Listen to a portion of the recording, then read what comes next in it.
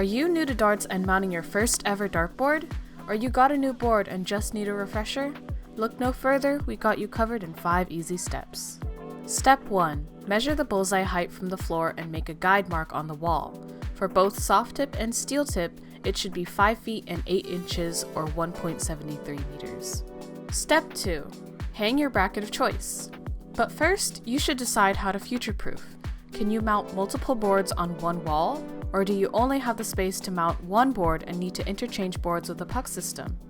If you want seamless play between soft tip and steel tip, we recommend using a puck system, U-shape for soft tip and O-shape for steel tip. You can easily swap between certain boards like the Gran Board 2, 3S and Dash, and DartsLive boards, as well as all steel tip boards. Otherwise, you can mount your board directly to the wall with screws. Steel tip boards use a single screw and metal bracket, but most soft tip dartboards use a 3-point direct-to-wall mounting system with a paper guide that shows you where to drill the wall.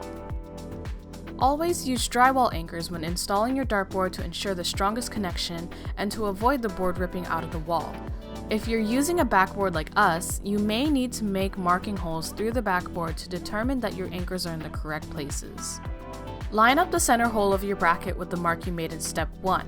Then, secure the bracket to the wall by drilling it in, making sure not to screw in the center hole.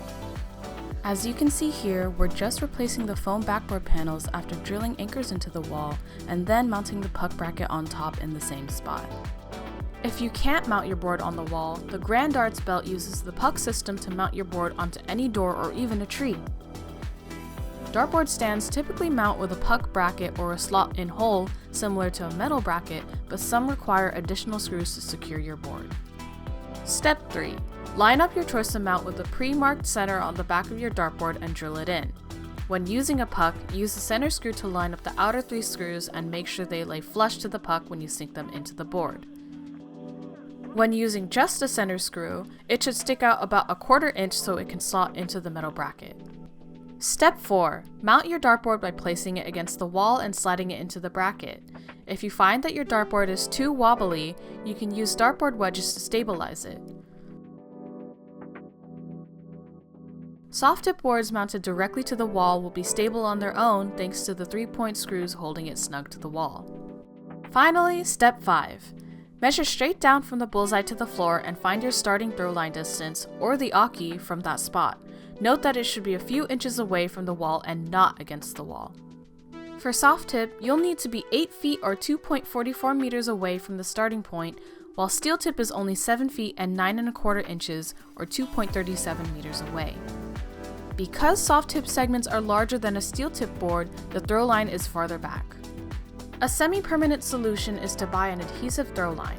Or, if you don't want any sticky residue left on your floor, you can upgrade to a dart mat and have the option of moving it if needed.